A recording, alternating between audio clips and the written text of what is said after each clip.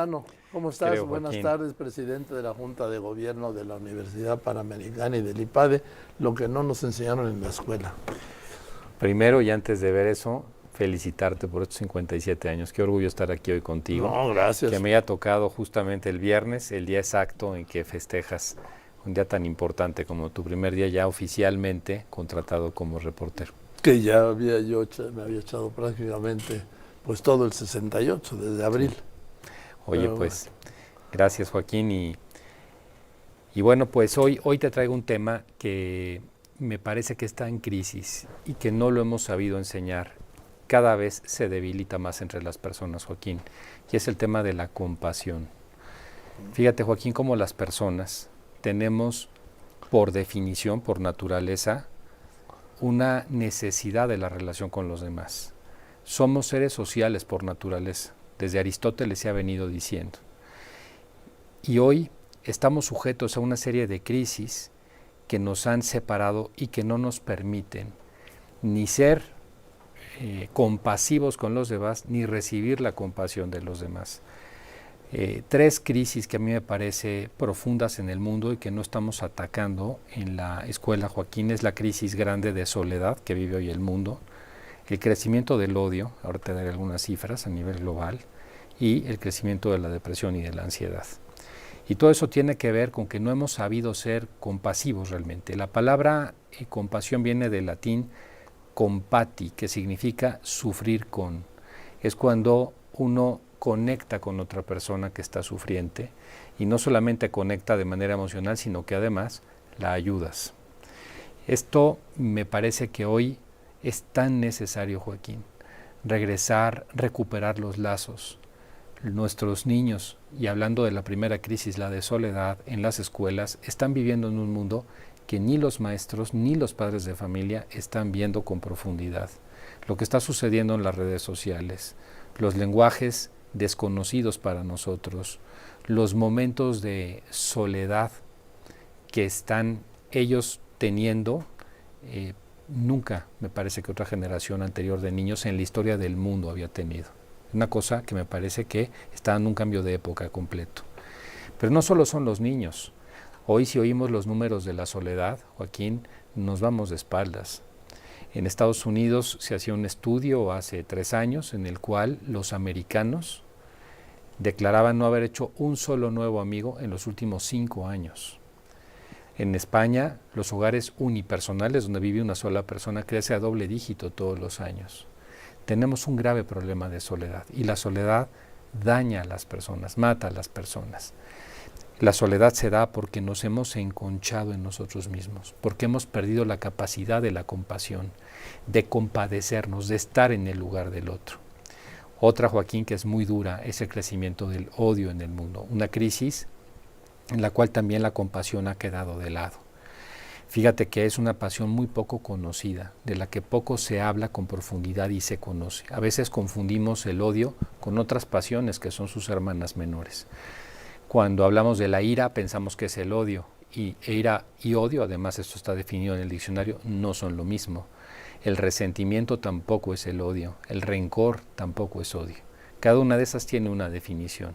Algún programa profundizaremos más en eso, pero el odio, que es ese sentimiento arraigado y tenaz de desear activamente el mal a alguien, pues es la peor de todas estas pasiones, es el odio, ha crecido en el mundo de una forma impresionante. Los delitos de odio, Joaquín, crecen en todos los países, hoy más que nunca. Y el odio, al primero que daña es al que lo tiene, claro, y lo tiene de manera profunda. Pero además nos afecta neurológicamente. Está demostrado en muchos estudios que el odio, por un lado, es frío y calculador, pero el odio daña y genera canales neurológicos que luego te cuesta mucho cambiar para el perdón a los demás. Una vez que arranca la pasión del odio en una persona es difícil de quitar, y el odio acaba con el sentido de la compasión. Y por supuesto, Joaquín, en un mundo en donde no podamos compadecernos, la verdad de las cosas, en un mundo en el que no comprendemos a los demás, la depresión y la ansiedad crecen como la espuma. Decía Charles Glassman, la bondad comienza con la comprensión de que todos luchamos, de que todos tenemos nuestras circunstancias, del que está a mi lado tiene una mala posibilidad. Y si yo no soy capaz de verlo, ¿cómo puedo exigir que él sea capaz de verme a mí en la misma condición? Compadecerse es en un sentido de ida y de vuelta, Joaquín. Yo me compadezco del otro para ayudarlo y espero que se compadezcan de mí porque lo necesito como ser humano para salir adelante. Las personas necesitamos compasión de los demás. Si la compasión está en crisis, las personas estamos en crisis y por eso nos estamos deprimiendo a los niveles que hoy nos estamos deprimiendo. Enseñar el valor de la compasión en las escuelas se vuelve fundamental. Y no lo enseñan. No, Joaquín, es una palabra que se ha olvidado completamente. Y solo quiero cerrar diciéndote una cosa, ¿y sabes dónde además está la primera compasión? Y hay algunas terapias ya de esto, en nosotros mismos. La autocompasión, Joaquín. Era lo que te iba a decir, que es como la caridad que tienen que empezar con uno mismo, ¿no? Claro, Joaquín.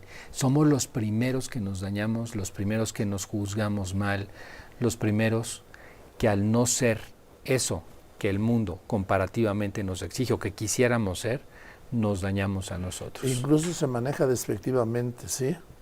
Sí. Le tengo compasión. Eso, Joaquín, es la confusión que hay entre dos sentimientos que no tienen nada que ver.